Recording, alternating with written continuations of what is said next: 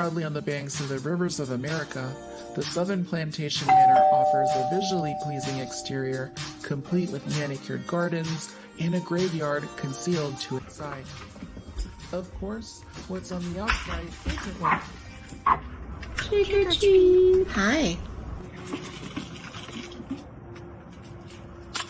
Okay, bye. Of course, what's on the outside isn't what...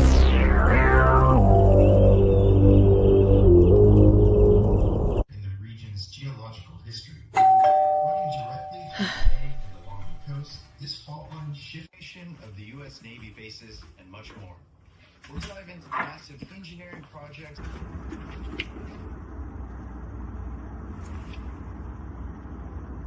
that reshape the landscape, like the creation of Shelter Island, Harbor Island, and modern day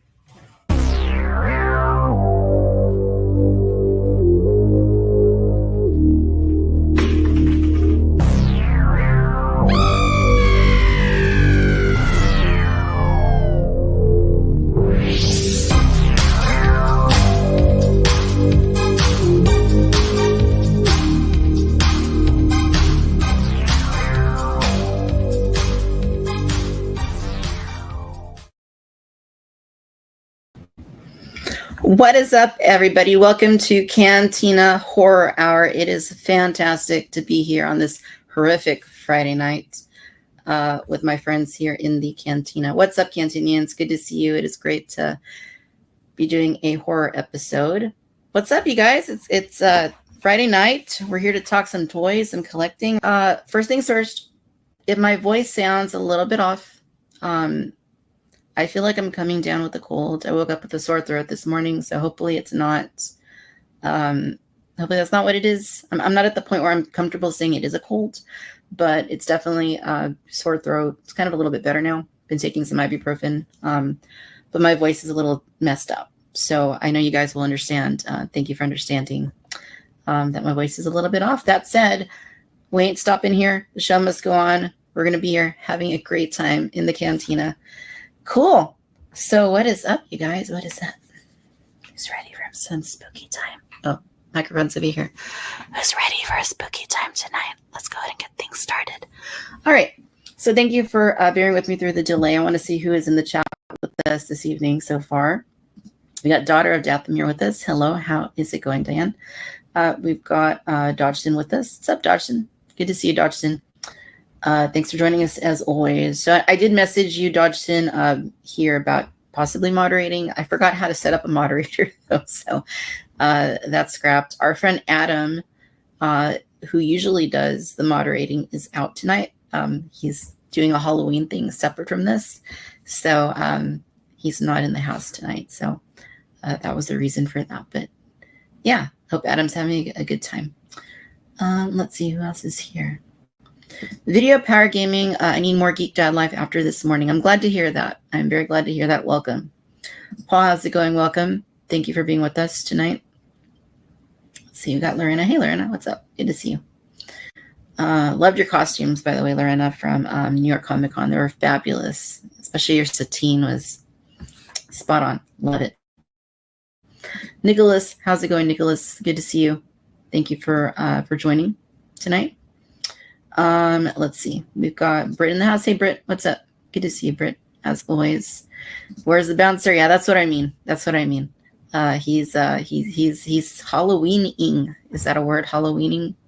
Are we Halloweening here in the Cantina? I don't know. We're having a good time, though, so that's all that matters to me. William, what's up, William? Good to see you. Let's see. We've got... Are we going to space? Yeah, why not? Let's go to space. Let's all go to space together. We'll have to create our own company, and then we'll go to space. Let's see. Raging Manda, how's it going? Good to see you. It's not a good stream without tech issues. Always. We're live. You never know what is gonna happen. Oxygen mask. Yes. Let's do that. We want to be safe. So I tell my students that we're safety first. We always want to be safe. Let's see here. Asteroid field. Yeah. definitely. Let's see who else is with us tonight. Hey, Marco, how's it going? Marco saying hello from the Bronx. Good to see you, Marco. We got Pico B1. How's it going, Chad? Good to see you. Yeah. Yeah, no, I'm okay. I survived that encounter somehow or another. The dog was AI. Yeah, I mean, it could have been. It could have been. How did I generate the dog in there? If it was AI. Allison, how's it going? Good to see you. Lewis, what's good? Lewis, good. It's been years since I've seen you, Lewis. How's it going?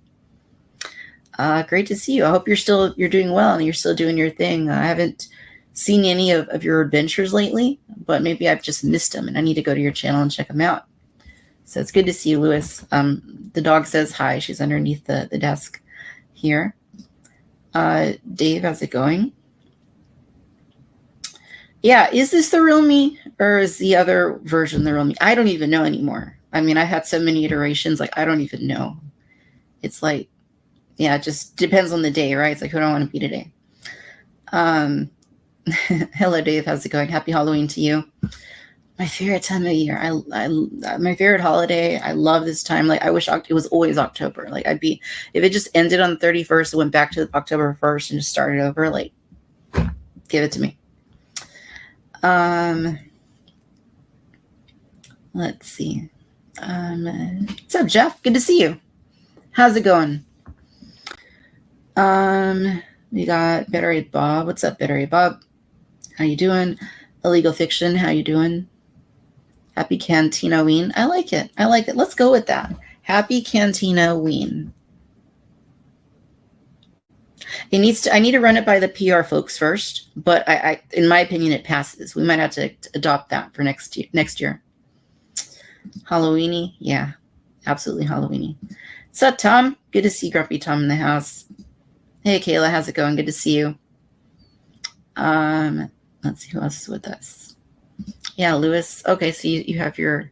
Oh, you got a new one. Okay, cool. Vinny the dachshund, 2 years old. Nice. They're the best dogs, I swear. They're the most loyal, compassionate, fun dogs. And I've had all kinds of dogs, but I love dachshunds. Cool. Well, good to see you here, Lewis. We're glad that you're here. Bob, how's it going? Happy Halloween. To the season to be spooky, Tom says. It is, but I'm spooky all year round. So, I mean, is it really? Even though October is just 1 month out of the year, like I keep that vibe all year long. Cool. Spooky weather in New York City. What's going on in New York City? We've been having really thick fog here in SoCal. It started a couple weeks ago and then it lifted and then we just didn't see it anymore for a while. But now it's like back. We're back with the fog and the past couple of days. And it sucks because, I washed my car I spent like 2 hours washing my car, hand washing it, detailing it, everything. And then like it gets like really foggy and then the car's all wet in the morning. So as soon as I drive off, the water like runs and then it leaves dirt all over the place and it's really annoying. Spooky indeed. Absolutely. You got mermaid certification over the summer. Very nice, Lewis. Congrats. Mobile Recluse. Been a while since I've seen you, Mobile Recluse. How you doing? Thanks for joining. We've got the like the ministry song says, every day is Halloween, at least at my house. I mean, when you live in a haunted house, I mean, come on. All right, let's see here. So we got Rick in the house. Hey, Rick. What's up, Rick? It's so nice here, around 60 degrees in Virginia. We just got our coffees and back home. Nice. I'm not much of a night coffee person. I can drink it maybe in the afternoon, but probably no later than 4. But that's very rare because then I'll just be up all night. And I'm already up all night. Yeah, kind of. I have to be a morning person, not by choice, because of my job. I have to get up at 5:30 in the morning, and I don't love it. If I could and I didn't have a job, I would probably be up all night instead because it just night owl. You love the fog. I mean, it's cool. It just when it affects my car, it's like, cool. I love how we're just talking about the weather now. Victoria's Weather Cantina. the new Weather Channel, the Weather Cantina. Sounds nice, Marco. Sounds nice. How about those TVC reveals from New York Comic Con? We're going to talk about them in just a bit here. 5:30 sounds like the worst. It's horrible, and it's. I'm a morning person because I have to be, not because I choose to be. I feel like that's a line in some Batman movie somewhere, right? I mean, I feel like I've heard that in some Batman movie. He chooses to be Batman, right? Well, I have to be a morning person. Anyway, I see the comments on the hair. Thank you. It's don't worry, the bleach blonde is still underneath. The platinum blonde's still there. It's hiding right now, but it's still there. But hey, it's horror hour. I thought, hey, let's mix it up a little bit for tonight. Cool, you guys. Tonight's guest, we have the one and only Geek.Dad.Life, Jay from Geek.Dad.Life. Now, I had a really good time chatting with Jay at San Diego Comic-Con this year. We got to talk quite a bit about collecting. We got to talk about our content and, running a YouTube channel, the new reveals, and stuff we wanted to see from toy companies in the future. And Jay came over to our collector, our content creator meetup that we put out there back at Comic-Con. And there was a lot of people that came over. It was amazing. And I can't wait to do it again next year. So before Jay comes in, I do want to throw out a couple of housekeeping things, you guys. So as you saw, if you were here for the clip for the Clone Witch, I had a blast making the Clone Witch, and I'll run it again. But I do have a brand new album coming. As you guys probably know, I talked about it previously. So I'm really excited for this album. It's coming out on December 3rd. Sounds of the Cantina. My very first album of this sort.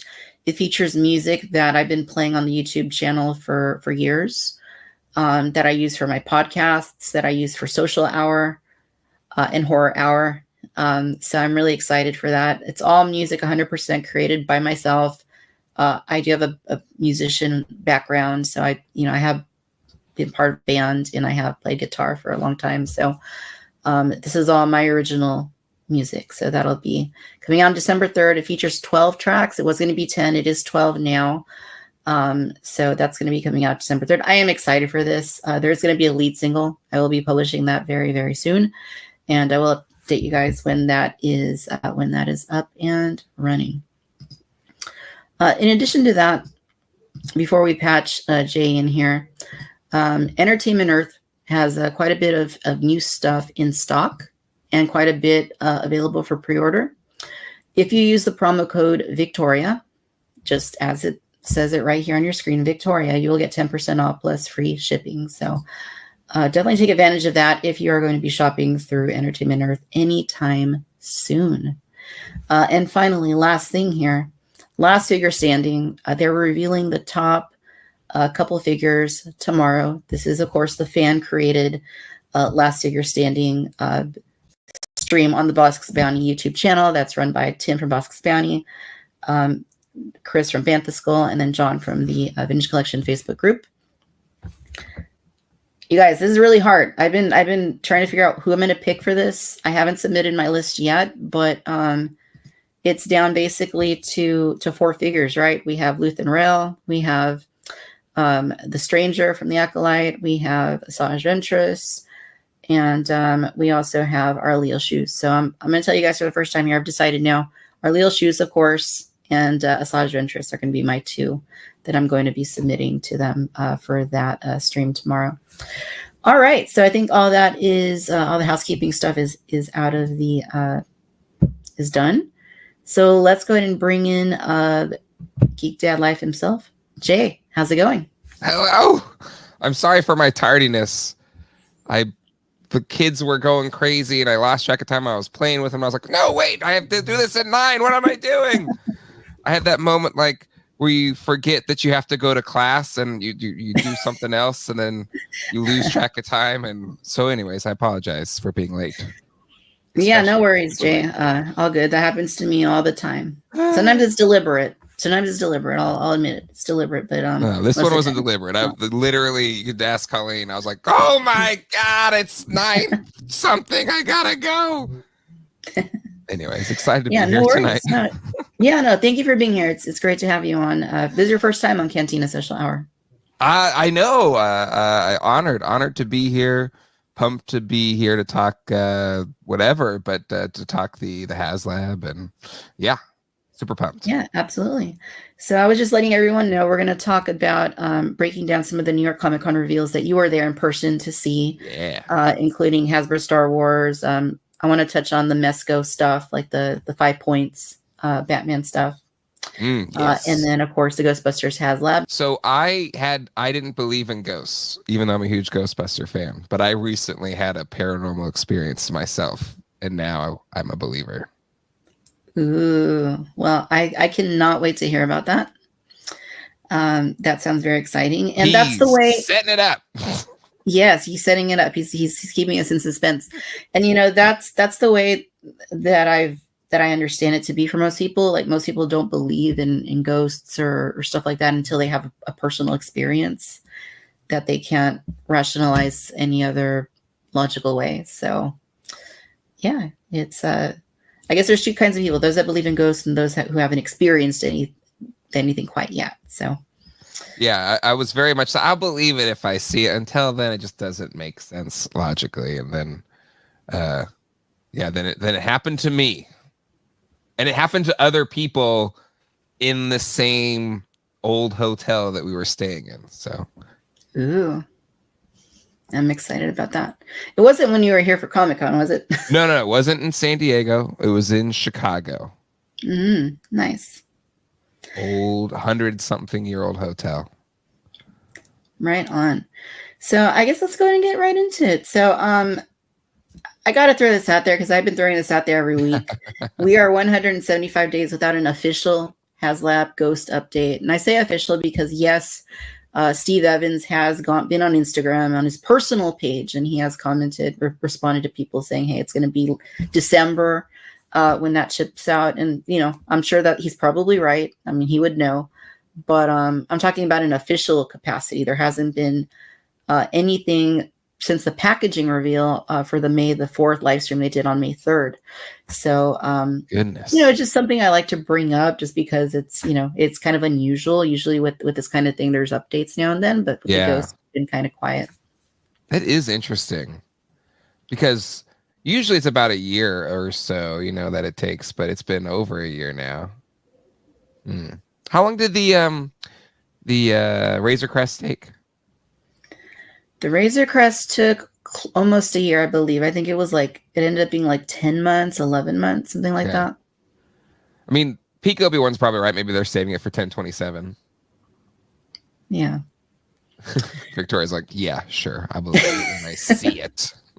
Yeah. I mean, I'm sure they have their reasons. I'm not going to doubt that. It just, with this kind of thing, it's just, I don't know. We paid for it, a year in advance, and, just a quick social post like, hey, we haven't forgotten, your ghost is coming in December. Proof of life somewhere. Yeah.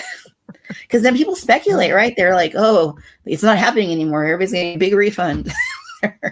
Crazy stuff. I guarantee they don't want to do that. No. But maybe sometimes there's just not an update or something. It's a pretty complicated ship. It'll be like the biggest ship ever once it's all said and done, right? I think so for spaceships. Yeah, I think so. So, it makes sense that maybe it's taking longer than expected. There's some weird thing or whatever. Yeah, and I totally don't mind waiting. Like, that's actually better because then I have time to figure out where it's going to go. Yeah. But I do like hearing some stuff. Yeah. And Bob says here that Jing actually updated at Comic-Con that I guess told him that it's coming in December. Yeah. So that reiterates what Mr. Stevie said. But yeah, let's get an Instagram post or something just kind of like reminding us that, hey, we haven't forgotten. A tweet. Yeah, I'll settle for that. Or do we still call it a tweet? Or I don't even know what we call it anymore. I still call it a tweet. Call me old fashioned. Or preference, personal preference. Yeah, I mean, it should stay It's better than calling it an X. Like, what are you supposed to call it? An X? Oh yeah. So I saw my ex, and people are gonna think, exactly. Something different. Mm-hmm. Yeah, I don't know. Oh, tweets are better. Tweet is better. Right? Why? Destroy something that's already working. I'm not going to go down that way. Maybe that was the intent. That's what I assume. I think that was. Could very well be. I love this from Riley Bob. Hey Jay, it's Jay. Legacy scale for life. I agree. Love me some legacy scale. Nice. Yeah, a couple other folks joining in. Garage Gamer, how's it going? Garage Gamer. I like Tom's comment here. I'm glad they're not making a plasma series Janine. Imagine if a kid got her, they turned to a serial killer. I see what you did there, Tom. Yeah, please. Superpowers are so cool. More women. Good God. Yeah. A few more of those I don't think would hurt anything, but no. Anyhow, that's a conversation for HasLab. Speaking of HasLabs, I wonder how many people this got, because this is like a unique thing for Ghost. Whatever. You didn't want to go to that first. We'll save my thoughts on that. Sorry. All right, no worries. We'll save that. Zarnis Studios, how is it going? Okay, so let's talk about these for just a moment. Mezco 5 points, Batman, because I personally love these. I collect them. You do? Okay. Mm-hmm. Yeah, and they've done a pretty good job with them. So far, they've done the Batman 66 Classic series, and I got that. It was a really big set. It had the Batmobile. It had a bunch of figures, some accessories. It was great. And then they did the animated series, like with the Batmobile, and then a first initial wave of figures, and that's still not quite out yet. I think it's supposed to be next month. And then they solicited for pre-order in September. Batman 89, a few figures for that Batmobile to go along with it. So now there's a wave 2 of animated that is going to be coming out. And yeah, I guess we're getting the Bat Cycle in the 3 3/4 inch scale, which is pretty cool. Yeah, that was cool. I'm sharing the picture I took from New York Comic Con. If you want to plus it in. Oh yeah, pictures there, so it's the same. But I love the bike, and I love the yellow, the orange. It's such a Kenner play, and that makes me really excited for these. Yeah, I dig it. I think they did a really nice job with it. I know that's what the intent is. They're trying to capture like that nostalgic feel, with the packaging and with the scale, the size of these guys and just the overall source material. And I think they tend to do a really good job. But this second wave of figures is also pretty exciting. I mean, I'm glad they're continuing it. I know not everybody loves that they're 5 POA, and I know it's not necessarily, I guess, ideal, but that's not really what this line is about. I mean, it's kind of more about the simplicity and the nostalgia and creating like an updated version of something that existed 30 years ago. So I'm totally cool with it. Hey, Todd, look, a female. It can happen. It can be done. It can be done. But I'm curious if you got the 66 stuff. How does it compare to because I don't own any of these. How does it compare to the Star Wars 3 3/4 inch? Like, does it, like, if you have kind of a 3 3/4 inch display or 4-inch display, like, does it fit in well? Like, does it scale well, or these scale a little bit smaller? Because in my by my eyes, they look smaller than Star Wars Legacy scale. Yeah, so they so I've never opened the box. Okay. You can, it's a really big box, and you can actually see the inside of it by just flipping the top flap open. You can see all the figures and everything. Yeah. But I've never set it up. I assume that eventually when all of these 5-point sets are out, then I probably want to create a display with everything. As far as the figures go, I would say that they do seem to be 3 3/4 proper, but the proportions on those classic series Batman figures are kind of scrawny, and I mean, I guess that's accurate when you look at how Batman and Robin looked in that TV show. Yeah. But yeah, the figures and I maybe that's part of the whole 5 POA thing, right? Like if they engineer them to just be 5 POA, you know, they're going to be have more proportionate silhouettes and be a little more accurate. Yeah, I mean they look good though. I mean I've been pretty happy with the others. They look so good. And honestly, I kind of like, it's something that I miss from some of the more modern action figures is, and I get it. I get wanting to have the extra articulation, but to your point, like with something that's representing an animated character, it's nice that it's not broken up, you know, and or even that, you know, 78 Superman, the new McFarlane one, while it has better articulation than that NECA one, all the articulation cuts, I don't think it looks as good as the clearly inferior NECA one that had a lot of issues and broken joints and stuff like that. But just the not breaking up the I don't know, the aesthetic of the look of a character is nice. Yeah, definitely. Orange Batman. I mean, why not? Yes, give me the weird Kenner stuff. Yeah, I mean, he doesn't really blend in or anything, but that's not what it's about, right? It's about like a colorful Batman that's going to catch your eyes on the shelf when you're walking through the toy aisle. What was the Arctic one with like the Arctic camouflage? Give me like the underwater one that was like bright yellow. Like, give me all the weird ones. Yeah, all the weird ones. Yeah, we did a show about those last month. We had quite a few folks come, quite a sizable panel for that one. But yeah, we're talking about Kenner and Toy Biz, you know, Batman and older stuff. And yeah, just a lot of nostalgia. I mean, I know at the time, I'm talking about me as a kid, I guess.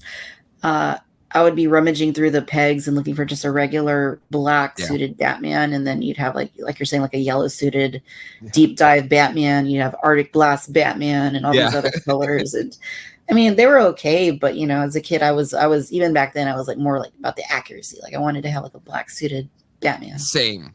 I was 100% the same because that's why I generally stuck to my Toy Biz 89 Batman, because he looked like, you know, the Batman on the movie screen. And I had what was it? Something Detective Batman from the Kenner line, which was the blue cat, like the more classic blue and gray suit. I love that one. And then I would kind of get ticked off because eventually, like KB Toys or whatever, all they had were all the different like colorful ones, and like, nah, give me the regular. But as an adult now, I'm just like, no, give me the vibrant colors to like break up the monotony of all this black and gray, you know.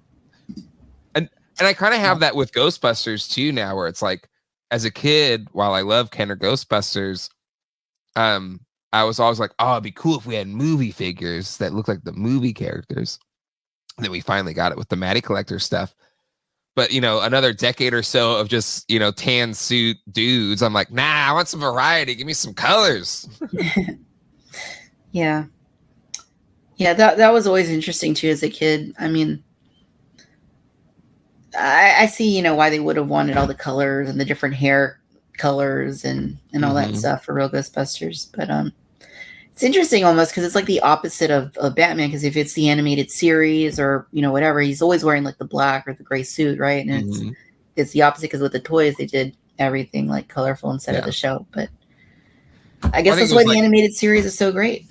It is. Well, and it's like, I think it made sense. You know, they're just like, how can we sell as many Batmans as possible, you know, because probably Two-Face didn't sell as well as or a Batman, or again back then, you know, just like, oh, it's a toy was like your parents' way of like rewarding you for, you know, not causing a fit while you went and did errands or something. And it was our iPad was your parent to grab you a toy. So, you know, you could conceivably buy, or your parents could buy you like 7 Batmans and you'd be good to go. But actually, I realized I have this one here on my shelf. Here, let's get a close up on that. Nice. This is one of my favorites as a kid. This one right here. Got that Keaton face. That's Iron Winch Batman. Thank you, Iron Winch Batman. That's the one. So good. And they get like something about just that 5. This is 5 POA, and just like it just looks so good. Still looks good. 25, almost 30 years later. Yeah. I just bought I just bought that one like to have like a carded sample. Yeah. Because every now and then I will go back and try to build up like some of my Kenner lines like mint on card. And I'll do that with like Kenner Jurassic Park or with like the Kenner Batman stuff. And I picked that one up recently, and it was like it was a seller I'd bought from on eBay before. So like, very trusted guy that, I purchased from, and he comes through. But this was like the most mint example of that figure I've seen. He shipped it. I got it. And the box, when I received it, had like a big like dent in it. And I'm like, oh my God. So let's see what the damage is. I opened it up. And yes, there was some damage on the cards. I was a little bummed out. Yeah. Oh, not the seller's fault. It's just, Yep. USPS, they, oh well. It happens. It does happen. You just gotta hope it never happens to like the super duper rare thing that there's only like one of, and then it gets destroyed. Yeah. I had previously bought from him, and he used the same packaging and all the Power Wing Batman from the Dark Knight collection, and that's the one that has like the Green Goblin-esque like Black Rocket rocket pack jet thing, which was that was, I mean, I wouldn't call it like super rare, but it was definitely like the last wave of that line, and it's harder to come by. But yeah, like you wouldn't want it to happen on something like that, because that one was a lot more expensive. Right, exactly.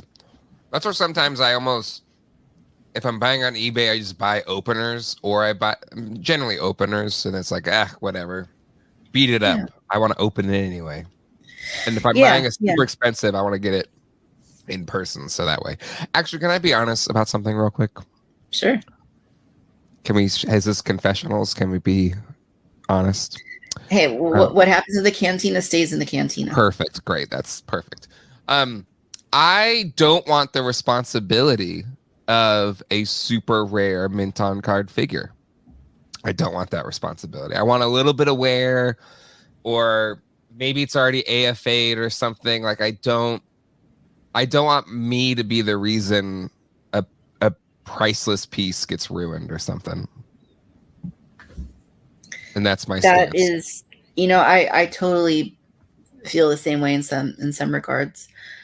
This has crossed my mind, and I do have a couple pieces. Like I'm thinking of a couple Kenner Jurassic Park, like the large dinosaurs that have the boxes are just perfect. They look like they came straight from KB Toys. And it's a big responsibility. It makes me very nervous to handle them. I also had I don't know if you were really into like the Swamp Thing line that Kenner did back then. Love the Swamp Thing line, yeah. Yes, it's a fun line. You're probably aware of the camo. I don't even remember. It's like camouflage Swamp Thing, and there's a variant of it. Yeah. Yeah. So there's the main, like the second run, I guess, that they had just the green on the top, but then there's the initial one that came out with green going down like his arms and going down his torso a little bit. And I had one of those at one point, and it was like perfectly mint, amazing. Like it just looked gorgeous, like hot off the press is how it looked. And I know that's like talk about rare figures. I contend that that's one of the most rare figures that was ever made, because it wasn't even like a production, like a change in production run. It was a few of them got out that had that paint deco on it. And this figure it was like that. It was like a huge responsibility. So one day I'm like, you know what? I have the regular version of it. I have some loose ones. I don't think I need to. I don't need to be the custodian of this museum piece. Yes. So I sold it off. It belongs in a museum. Absolutely.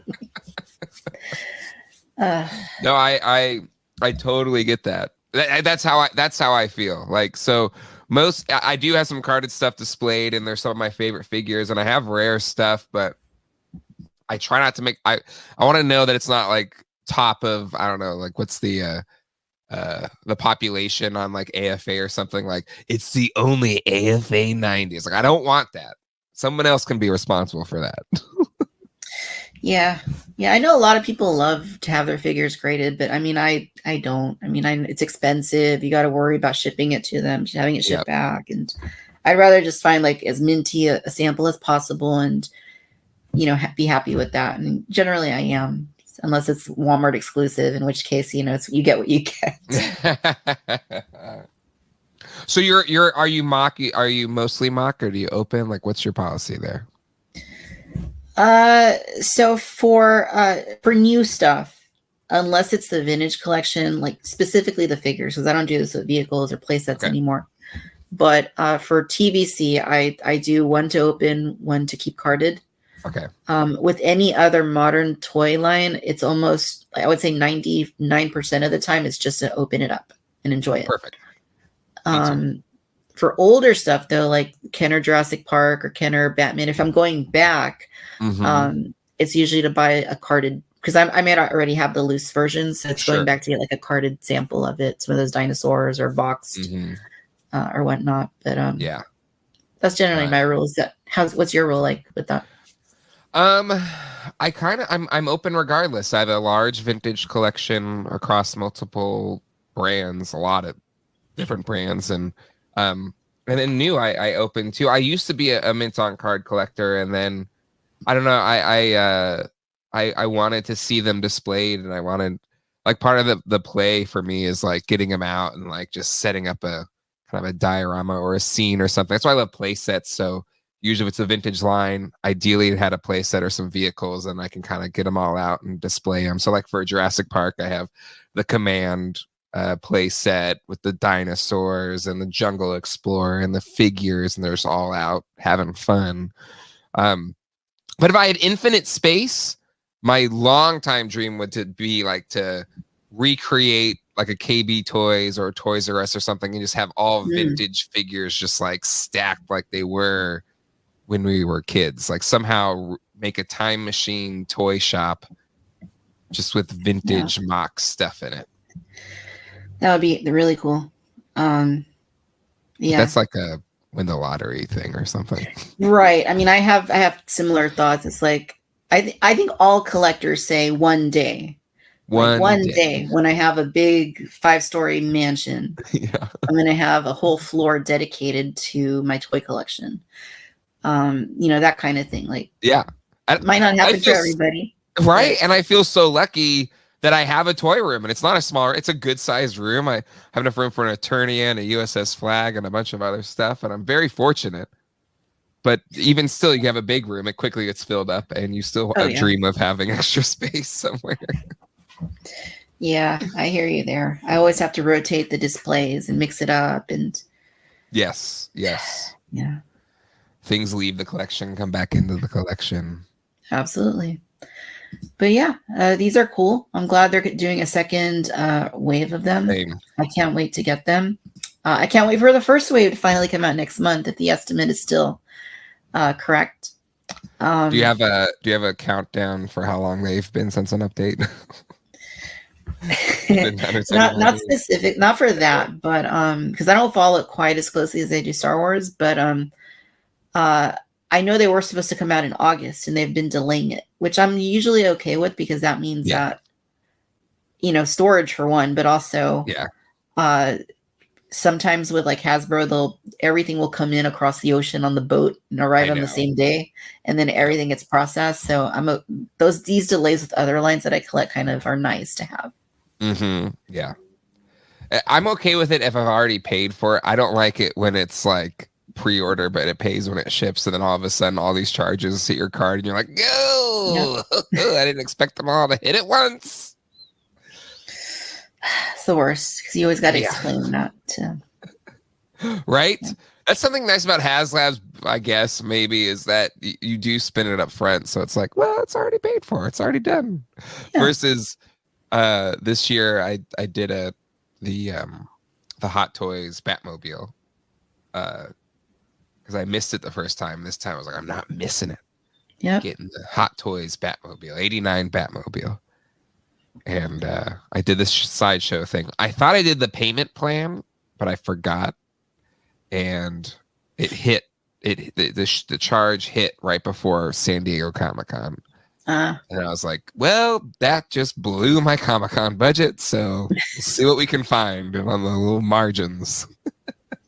Totally. Yeah. I got that one too for the same reason. I missed out on the first one, and I was like, yeah, like Batman 89 and Batman Returns, like for me, that's like the most nostalgic Batman because, Oh, same. I mean, and I always go back to that. As much as I love the newer iterations of that character, I always go back to Michael Keaton Batman, Tim Burton Batman, and there's certain pieces that I just will not miss. Like I'll sacrifice other things, but when it comes to those films that they make a collectible, I usually have to have them. Yeah. Well, I think it's like probably like just our generation, Batmania 1989. Like it was such a, for those that lived in it and experienced it, even if you're little or older, like it was just such an all-encompassing thing. Like it was such a huge cultural moment that it's more, I feel like it's more common now, but then it was just such a unique thing that just took over everything. There was just Batman everywhere. And it was fun. Yeah, it was a wild time for sure. I miss those days.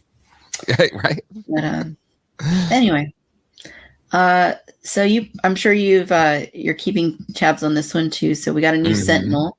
Yeah. That's not a HasLab. That has been announced and is up for pre-order. It's a little bit less expensive than the HasLab was.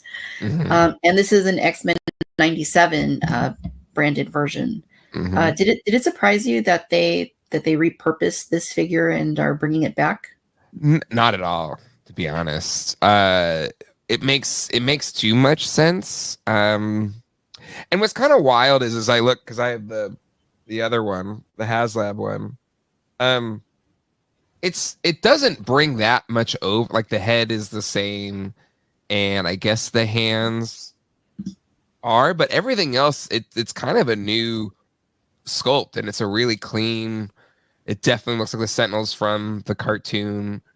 And so it's, if you missed out on the Sentinel, this is a great Sentinel. And yes, it's a bit smaller, but it's arguably more iconic looking and more kind of comic accurate. And for me, my Sentinel display, I've been assembling the 90s era X-Men characters to fight that Sentinel.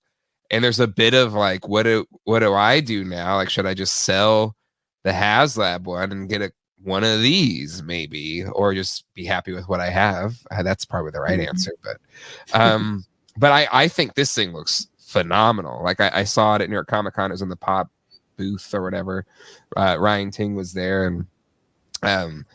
and I, for $170, like this one is way cheaper. Sure, it's a little smaller, but I think it looks great. And if you've been dying to have this in your display, I think this is an awesome option. You could buy a couple or more for the price of what you would have done for buying one of the HasLabs aftermarket. So I think it's a great thing for collectors.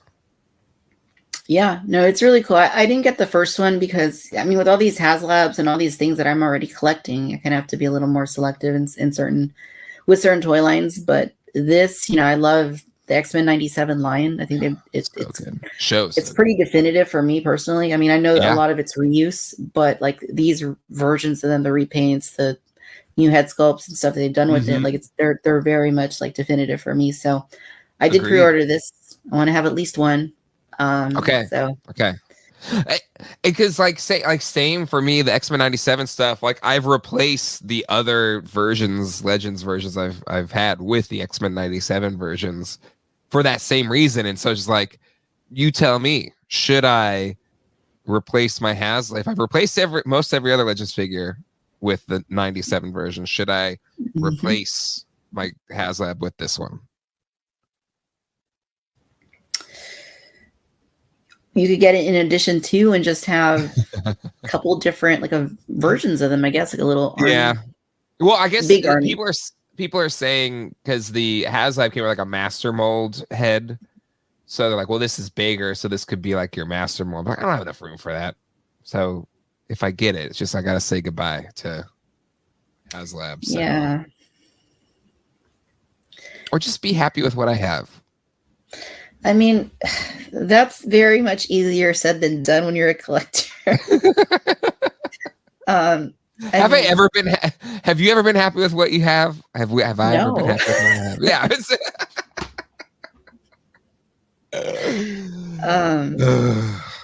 Yeah, but no, it's cool. I'm glad they're bringing this out, and I pre-ordered one. I'll get one, and yeah, it's cool. I'm good with it.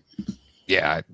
I mean, is anybody pissed about this or upset about it or whatever? I don't think so. I think Not that I've seen. like I think some people would be upset are like, oh well, I thought I was cool because I had a HasLab one and now it's not as cool. But I haven't really seen that either. So yeah, I think this is great. Yeah. It is. All right. So let's go ahead and switch gears here to Star Wars. Because there was some Star Wars stuff that was announced and shown. So I'm going to go ahead and poach some images from my pals at banthaskull.com for this. And all right, I guess we'll start off. We'll just touch on like the Black Series because there was some TVC, there was some Black Series. I guess probably the most notable Black Series, and I mean, depending on who you talk to, of course, is this new Commander Cody. As far as I can tell and have heard, it seems like they're using their latest clone sculpt. Is that what you heard as well? Yeah, I mean, I saw this like in person. They had it out of the box at the press breakfast, and it did look like the new one compared to the old one. Yeah, it looks great. It looks. It does. What do you think about them? Because they've done this a few times now with the packaging. Like they'll bring in an older 3/4 inch like line packaging for 6-inch. I love it. I think it's cool. I love it when Marvel Legends does it. I love whenever they do it because to your point of like that nostalgia thing. Like I still remember going to Walmart's, Toys R Us's, or whatever for every Star Wars movie premiere, but these like getting every single damn figure and being upset that the curve of the card you couldn't really stack them and it would fall over all the time. And right, so like I like it. I think it's fun. Yeah, it's fun. Doesn't really. I don't know. It sounds like you don't like it. Honestly, it doesn't really bother me one way or the other. Okay. I know there's a lot of 3/4 inch collectors, like TVC collectors, that don't really like it, but yeah, it doesn't bother me one way or the other. Why do they not like it? Well, I guess I think my interpretation is that if I'm reading the room correctly, that 3/4 inch collectors feel like it's a bit of a kick in the pants when this happens in Black Series, but then you don't have a corresponding update in TVC, or anniversaries are missed in TVC like we've seen in recent years. That's fair. No, I get that completely. And I on my show, I usually have a guest on there called his name's Ryan Dole. And we usually joke that like, Black Series should just end because legacy scale TVC is where it's at. And so I do understand that sentiment, but I don't know, it is what it is. Because I don't collect Black Series anymore at all. Like it's just not playing that game. Yeah. Actually, I kind of talked about it too with Ryan. He's been on a couple of times. But yeah. So it was. He's way more vocal about it than I am. But yeah. Yeah, a little bit. But yeah. I used to be all in on Black Series when it first started in 2013. Like I was all in on it, and it was a brand new scale. It was fresh. They could do anything, and it would be brand new, right? But that was in 2013. We're now 11 years removed from that, and it's gotten so big. So somewhere along the ways, I just stopped doing that. I'll still kind of pick and choose certain figures, especially if they're not available in the vintage collection. And if I really like the character, or if it's an update of like Princess Leia or Luke Skywalker, any of the classic characters. But by and large, I've kind of stopped with Black Series. Yeah. I kind of had the same problem that I was talking about with like Ghostbusters or whatever. It's just eventually like my shelf full of Black Series just didn't look that compelling. Like how many tan Jedi suits or whatever, or it just didn't have that same dynamic look as TVC, where you have dioramas and play sets and vehicles, and you just do more stuff. Just that the shelf looks more fun with TVC versus for. And I know this is just my take. I know some people prefer Black Series, or just I only want 6-inch scale figures for my display. And more power to you, but for me personally, it's like it's felt monotonous versus the dynamicness of TVC. Yeah, I think there's a couple examples of what I was saying about maybe 3 3/4 inch collectors aren't totally on board with the packaging. Here in the chat, Bob saying that creates fake nostalgia for Star Wars collectors. So, my sense on this kind of packaging when they bring it back is I know when Black Series started in 2013, it was more like, okay, you guys have been you adult collectors at that time have been buying this line for all these years. Here's a new scale for you to get into. So buy the same characters again. Yeah. So I think when they bring packaging like that, they're kind of trying to cater to that same mindset that they've had, that, these are people that grew up with 3 3/4. Now they're buying Black Series and they're going to remember this packaging. So I don't think that it's fake nostalgia necessarily. I think that they're still kind of chasing that initial goal that they had with Black Series. Sure. Yeah, no, I get that. Let's see. In addition to Cody, they also showed several figures from Skeleton Crew. Yeah, they look great in person, except for Jude Law's one. I didn't like the way he looked. He did not look. Okay, like let's Jude start Law with him then. Let's start pull with him up. He looked rough. Like, that's not Jude Law. I'm sorry. Yeah, I agree that I got the face scanning technology. What are we doing here? Yeah, the 5 o'clock shadow too looks kind of weird. It's overdone. So they didn't. They had like the boxes set up, like along the spine. So you had the art, the grouped art from the Black Series boxes, and that looked cool. And actually, the rest of the kids looked awesome. I thought all those figures looked really, really good. But yeah, this one I was like, ooh, kind of a miss. Yeah, what bothers me too is his name, because let's see, his name is Jad-Na-Nawood, and that just does not roll off the tongue at all. No. Jad-Na-Nawood. Horrible name. Who came up with that name? Yeah, it's too many oohs and ohs and ahs. Yeah. Yeah. Oh, okay, if you were the writer on this show and you were creating this character, what would you call him? What would I call him? Let's see. Yeah. I would call him. Let's stick with Jod, because I don't think that's horrible. Jod's not bad. Maybe it's just Jod, right? Or if you need to put a last name, maybe something like Jod. Wood. It's just like, nah, wood.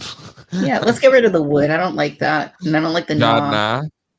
No. But then you're like, Jod-Na wood. Yeah, there was also Jan Donna, I think, from A New Hope, right? Beta Ray Bob. Good Lord, John Neff. That's kind of cool. That's kind of cool. Yeah, I would go with that. Let's go with John Neff. That's pretty good. More Phil Collins than. Yeah. You'll be in my heart. It does. Kind of does. Like younger Phil Collins. Yeah, young. His appearance in Hook as the inspector. Do you know what I'm talking about? Yeah. He had a cameo role in Hook in the beginning of the movie. If you don't know, go watch it again. You're like, holy crap. Go watch it again. Yeah. And I don't really know him anymore, but I used to know Phil Collins when I was back in my music days a long time ago. But like you knew him personally? Yeah. Like you knew Phil Collins. Mm-hmm. Yeah. No, yeah, we ran in similar circles. What? I knew other folks too, but I won't name drop them without any good reason to do so. Hold on, but, okay, we can't move forward till we get into this. You knew Phil Collins, the Phil Collins. I'm sure he still remembers me, but of the 80s. Yeah. Wow. Okay. Now, did you just call him Phil, Mr. Collins? Like, what do you do? Like when you say hi to Phil Collins, wasn't he knighted? Is he a sir? Uh, maybe. I haven't really kept up with him in a while, but I mean, I'm talking like a long time ago, but it used to be more like if you'd see him, like it would be like, oh, hey, what's up? How's it going? Good to see you. It wouldn't be like, oh, hey, like, I don't know. I wasn't He's really sweet from what I hear. Like there was this really cool this week or some NPR podcast, and it told a story about somebody who wanted to be a writer, and she wrote to him, and like he became like a mentor for her just because, like a pen pal. And I was like, that's so cool. Yeah. He's very reserved. He's very quiet. He has intense interests in certain like topics, and he'll talk to you about his interests. But I mean, I guess he's kind of like me in other words. Yeah. So I mean, yeah, he's cool. That's so cool. Pretty neat. So you know better than anyone if this looks like Phil Collins or not. I mean, now that it's been pointed out, I definitely see it. We'll have to see. I'll have to see if I don't have his information anymore, but I'll have to see if I can look him up, and I'll send it to him. Hey, Phil, you should be getting some likeness rights on this one. Yes, he needs likeness or rights. Sir. I guess Bob's saying he is Sir Phil Collins. So yeah. Who else do we got here? We've got KB, another character from this skeleton crew. Pretty neat design. I don't mind the design. I know people say jumpsuits, all the time. Yeah, it's Star Wars. There's a lot of jumpsuits. It looks cool. You got like a Cyclops LaForge thing going on. That's fun. Yeah. They share my hair color, so I'm good with it. Yeah. I'm so excited for this show. Yeah. I've said it before, and I still personally predict that this is going to be the biggest Star Wars show since Mandalorian. I don't know why. It's just a sense that I have about it. I don't know anything beyond what we've all seen in terms of trailers and stuff like that. But I don't know. I just have a feeling like it's going to be very popular. Because I think it gets back to Star Wars at its best, which is like something that kids can love, grown-ups can love. And maybe it's also the Stranger Things of it all, or that Amblin kind of feel to it, like that, where it has that kind of Goonies vibe. And yeah, it's just interesting. It's something that's interesting. I'm excited about. Yeah, it'll be different. It'll be fresh. I'm sure a whole group of online Star Wars fans will say, "You're killing Legacy of George," but I'm excited for it. Yeah. Hey, if he cared so much about that, he wouldn't have sold it. So yeah, exactly. He cashed out, folks. He didn't care that much. And better things, I guess. So. He's making a big, expensive library in LA. He's doing fine. He's still got billions and billions of dollars and holdings, and he's good. He's fine. Exactly. I don't think he gives most of this stuff a second thought, honestly. Anyway, so this is Neil. We've seen Neil before through like photos that have come out, but here's the Black Series Neil. I'm very excited about this character in particular. Yes. And I'm very excited that, I mean, obviously this seems, oops, this seems to be, my phone fell off the desk. This seems to be like, it looks like Max Rebo, but it also, I've seen it said that it looks like the character Hooter from Captain EO. Yes. And then we have, of course, other Captain EO-esque tie-ins to this series, which is very, very tremendously exciting. To me, the other thing that makes me excited is, it's like making Captain EO canon. And as a Disneyland kid growing up, Captain EO is one of my favorite things to go to and watch. And in my own head canon, I always thought like it was basically in the Star Wars universe. So it's really cool. Yeah, no, that is awesome to have that confirmation. I mean, it's obviously not confirmed, but it's all but confirmed, I guess. It's the same character. It's the same species, that butterfly thing. Yeah, fuzzball. Fuzzball, thank you. It's identical. Like, it's very much identical. So yeah, I love the idea though, like you're saying, that Captain EO takes place in the Star Wars universe. It's just, I think they should make a new Captain EO, like a sequel to it. Sure, yeah. Who would you cast? So I mean, yeah, Captain EO is Michael Jackson is Captain EO, but Captain EO doesn't have to be Michael Jackson per se. He could be somebody else. Maybe it's like he changes with over time, or I don't know. He's got magic, obviously, right? Or is he kind of like it's like a Doctor Who thing, like regenerates or something? Yeah, exactly. Say Captain EO. That's a good question. I mean, nobody is at. There's nobody like it's Michael level of fame or whatever. No, Britt says Bruno Mars. Yeah, maybe. Yeah, musicianship for sure. Yeah. Yeah, maybe Bruno Mars. I would say Harry Styles. Oh, Harry Styles, yeah. Yep. Good, great acting chops. Yeah. Maybe not as great as musicianship, but still phenomenal musician, singer. Yeah, I think he could do it. Yeah. Let's see, who else do we got here? Okay, so this was the coolest one, I think. Pirate Captain Brutus. Now, is this the same werewolf species as that was in the Cantina originally? Yes, one of the two. So there was there's two. Lax Sivrak, and then there's Arliel Shus, which is the one that could have been part of the HasLab recently. But yeah, they did make Lax Sivrak into figure back in the Power of the Force too. But yeah, so I think this is a Schistovenin Wolfman. I think it's the species. Yeah, no, I love that they're not cutting him out of Star Wars like George Lucas tried to do and did with special edition. So he still exists. Exactly. What if this was the same guy that was in the Cantina though? Like this is like a retcon. Like he was like, oh yeah, I was in the Cantina that day. That'd be kind of cool. Would it be too much if he had like a flashback and he was in the Cantina and you see like Luke and Obi-Wan come in or something? It's like, all right, we get it. There's a lot of aliens in the Cantina. I love it. I'm probably gonna buy this one. Like it looks good in person too. It looked really, really good. Yeah, that's exciting to hear. Yeah, it looks awesome. And then man, they're making so many of these. So there's also Wim. I don't know about this planet name. Okay, it says Atten.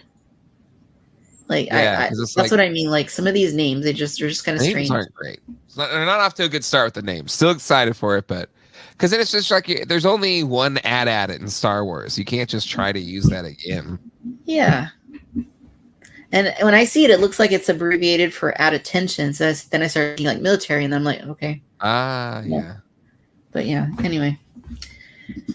Yeah. So it's cool. There's multiple figures. I mean, they look really good. From what I could see in these photos, obviously I wasn't there, but you were. But in the photos, they look really good. They looked really good. And, we gave the Star Wars team so much crap for, like, not having figures ready to go when the shows were coming out or whatever. And the past couple they have. And maybe they haven't been things that we've wanted as much as some of the previous toy lines. But this one, the whole set looks really good, minus Phil Collins, Jude Law. And... what do we call him again? Jod Neth, I think is what we're deciding. Jod Neth, yes. Jod na. But yeah, no, I'm excited.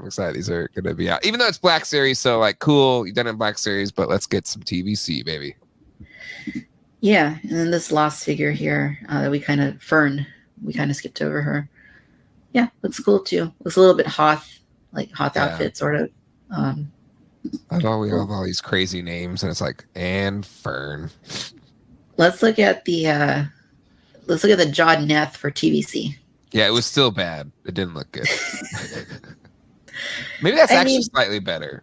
It's slightly better. Still not perfect, but definitely a little bit better, I would say. Yep. The poncho though, or his cloak, that looks a little bit bulkier here. A little too big. Either that or he's hiding someone under his outfit. It's like in like Little Rascals when all the kids are in the right. He's got a scarf, blaster. What was interesting about this one to me is that someone pointed out that the legs are the same as the legs on the Arliel Shoes figure that they were showing with the HasLab. Oh, interesting. A Yeah. little bit of reuse. Yeah, so I almost wondered, did they already know they were doing this figure and they purposefully used the legs from this figure for Arliel, or was it the other way around? I'm inclined to think they did this first.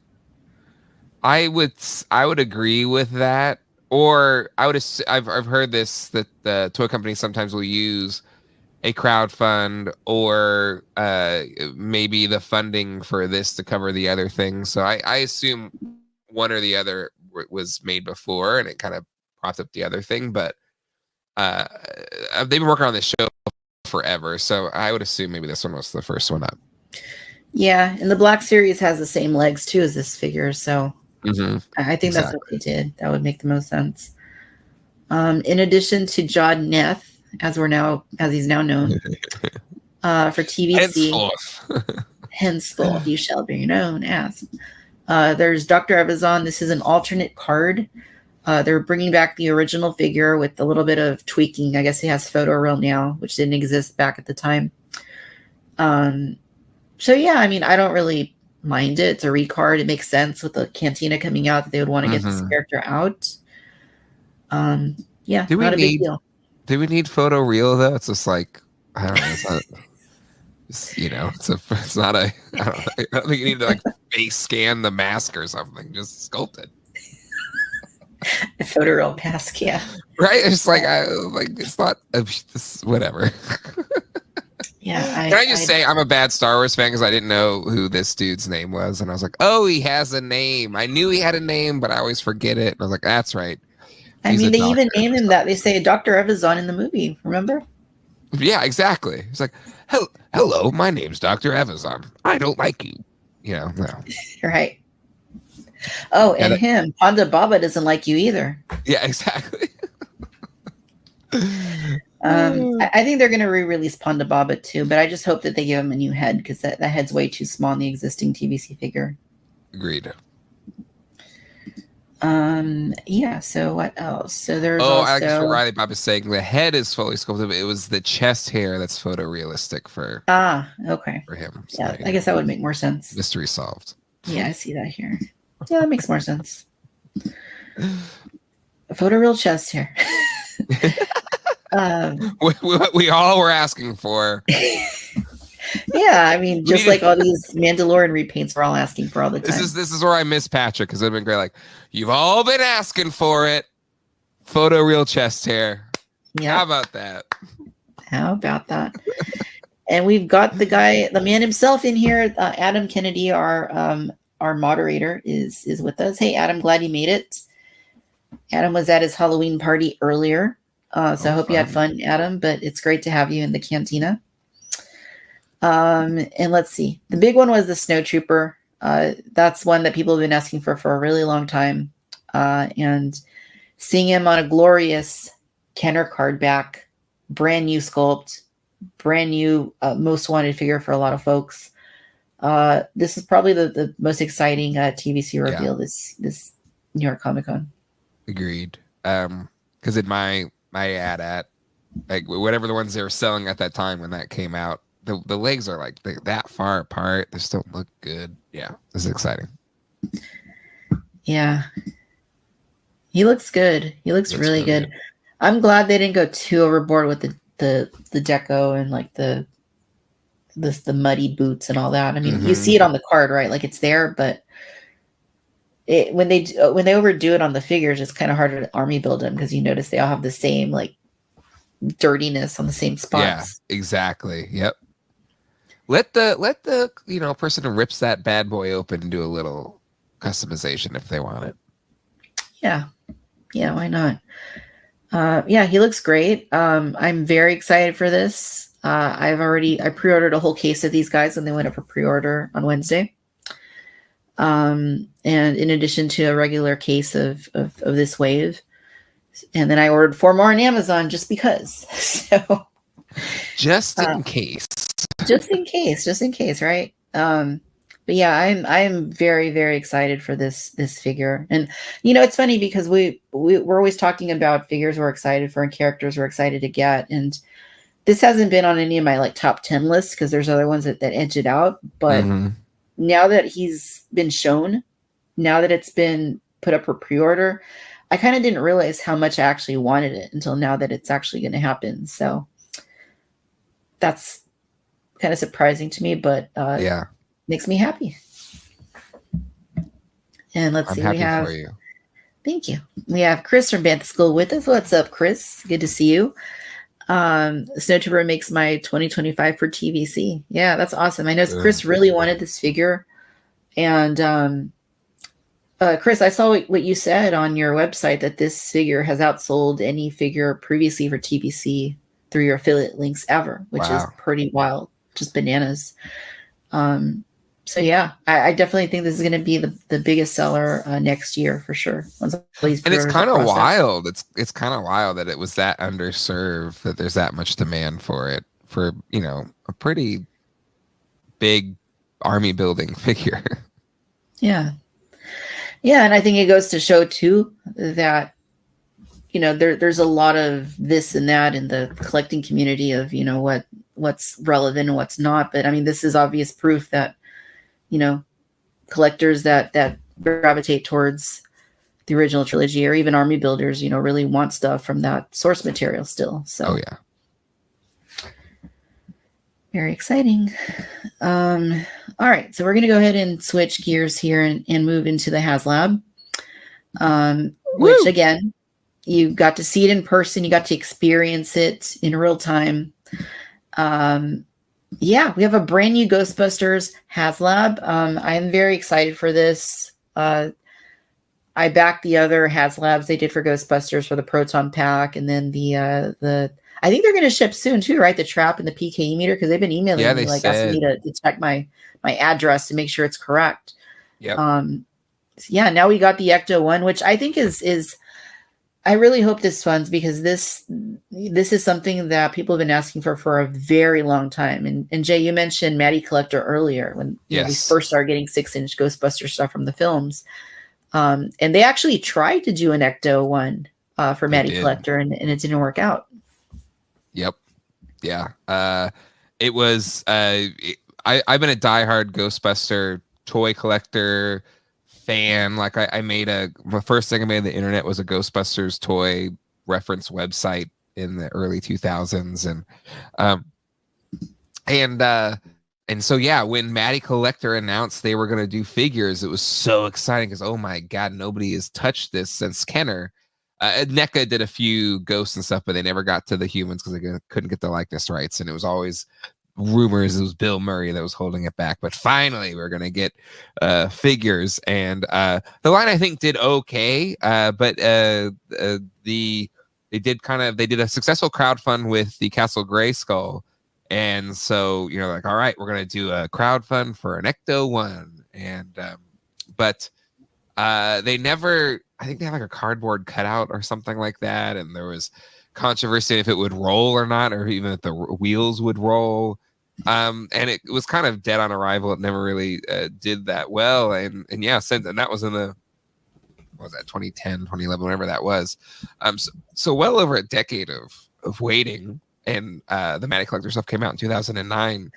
So for that long, Ghostbuster collectors have wanted a movie accurate Ecto-1, and kudos to the Hasbro team. Maybe this is their last stand with Ghostbusters. Who knows?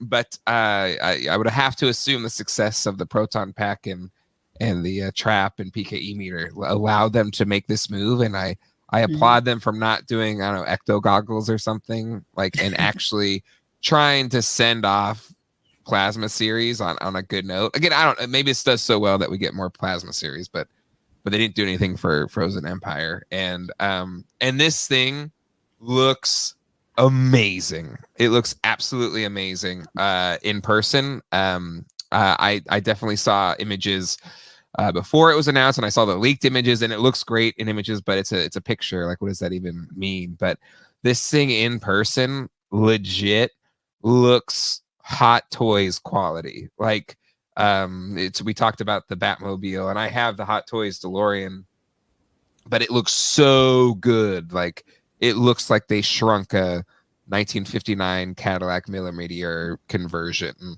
car. And the fact they gave us Ecto-1 and 1A as an option, there's no tier BS. Like, it's just, if you want all the things, just go for deluxe. Like, Yeah. This thing is awesome. No, I agree. This is very exciting. I know Plasma series, had like its ups and downs when it first came out, and the figures tended to sit. I really think part of that was because the Mattel versions were in stores like very recently before Plasma came out. Yeah, they reissued them for the 2016 movie. They did. And then, I do feel the Hasbro ones are a little bit better. They are. I mean, they're newer. They have better articulation. Likenesses are better. But yeah, it kind of goes back, I guess, maybe to what we said earlier about with the real Ghostbusters, how they changed, like they made it more colorful, kind of changed the hair colors and stuff. Once you have those 4 characters, the main Ghostbusters, like anything else, like isn't really necessary, I guess, unless we're talking like some of the ghosts, which they didn't really get into. Yeah, the first ghosts for Plasma series are in this set, which is a travesty that it took that long. But hey, at least they're trying to give us some ghosts on in this set. Yeah. But no, I'm elated for this. And I remember talking to the Ghostbusters guys at Comic-Con, and we're talking a little bit about Plasma, and this was kind of, this was about a little bit after when they announced that, it was going to be going to Mondo. And they were like, well, what more would you have wanted to have seen if that line would have continued? I was like, well, obviously everybody talks about the Ecto-1. We never got the charcoal, as they're calling him, the charcoal suited Ghostbusters. We never got a Stay Puft Marshmallow Man or some of these ghosts. And so, it's just a fun chat. And we went into like retro stuff. Like if they reissued more retro stuff, what kind of stuff would I want to see? Which I don't know if that's going to continue either. But yeah, I think this is great. This is fantastic. I backed it like as soon as I could. And obviously, you have to go for the deluxe. I feel like, it's kind of a no-brainer in this case. For $75 more, you get 4 figures, 4 proton packs, 2 slime blowers, the extra roof rack, stickers to make it a 101A. They threw a lot of value in there for that $75. Yeah, they really did. And I think the way that they designed it with the decals so that you could do either version and change the bumper and the roof rack to be the Ecto-1A. That's just like brilliance. Like that's the absolute best way they could have approached this. I'm really happy they did that. And the engineering that went behind it, that's the thing I was impressed seeing it in person, because it's one thing to say it does it or whatever, and these are prototype models, but they're really nice looking prototypes, but just like the electronics are intelligent enough to know when it's in one or 1A mode, and adjusting the light sequencing and stuff like that. And then the inside lights, so that if you're doing toy photography inside, you can see the figures. All the lights for the radio and the CB radio and stuff like that. Just the level of detail is kind of unreal. And I know that being, not super deep in the Ghostbuster community anymore, but knowing a few people and stuff like that, like the fact that they worked with like people that have rebuilt Ecto-1s, people that like know all of the little details to get it right. Like these are going to be the most accurate Ectos anybody has ever made. More accurate than the Hot Wheels 1/18th scale, 1/24th scales that came out. I have one of those. More accurate than the Blitzway, like that one was it 1/6 scale Ecto-1. It's going to be like the most accurate Ecto-1 you could buy. Oh, something else that I love that they did with this set that I learned there is they actually scaled it a little bit bigger than to just true 6-inch scale. And the reason for that is not only can this work for your Plasma series figures, obviously, and they'll never officially say this, but obviously it'll work with your Matty Collector figures, but it should work with your Diamond Select figures if you have those. It should work with your Mezco's figures if you have those. Like, they're kind of filling a gap well beyond just the Plasma series. Like, if there's anything in that 6.5 inch scale range, you can display this Ecto-1 or 1A with those figures and it'll still look really, really good. And I think that's a really cool thing that they did with this set. Yeah, that's pretty brilliant. And that's interesting too, because usually with vehicles, they underscale them. So yes, overscaling this is pretty notable. Yeah, and it looks so good. Like it's in real life it's a big car, and they really did a great job of translating that in that scale. But also I will say, even though in real life it's a big car, it's bigger than most SUVs these days. It is not like, it's not a shelf killer. I would say it takes up less room than I have a Hiss. It takes up less room than that. I feel like it takes up way less room than the Super 7 turtle van or the third party turtle van. It's bigger than the NECO one. The NECO one's kind of small. It's way smaller than the Super 7 Thunder Tank. It's smaller than the G.I. Joe Dragonfly by length. And definitely the Rattler too. So like it's big. It's scaled brilliantly to your human figures, but it's not a shelf killer. Yeah, I don't know what happened here. Yeah, no, I agree with that. When you get into like the Hot Toys, they're really big. Yes. When you get into 3 3/4, I mean, that's 3 3/4 for world building. You know, it's a great scale. But a lot of people do want to have like more of a middle ground between the two. And I think like what McFarlane's been doing with the Batmobiles and, you know, the 6.5 inch scale. And then this, like they're great, just like centerpieces to have on display. Yep. Yeah. And I there was a time when I wanted to get that Blitzway Ecto-1 because I was like, this is it. This is the ultimate. But that is just too damn big. All right. The Batmobile is probably too damn big too, but I was like, I needed that. But that Blitz, in that scale for the Ecto is even bigger than a Batmobile. So this is perfect where it's like, it's a beautiful Ecto-1. It has all these lights and sounds. It looks like it jumped off the screen. And I have friends that have Mezco Ghostbusters. Like, oh, I don't have any of the plasma series, but these will go great with my Mezcos, you know? And so, yeah, it's going to fill a lot of gaps for sure. Yeah, it's really exciting. And it's doing well. I see some people say they're concerned with how it's doing. It probably is at risk of not hitting Tully, but there's still plenty of time left to unlock the Tully. But it's pacing along with the Proton Pack by this point. Brian Brink does his charts on the Geek.Dad.Life website, and it's pacing comparable to the Proton Pack.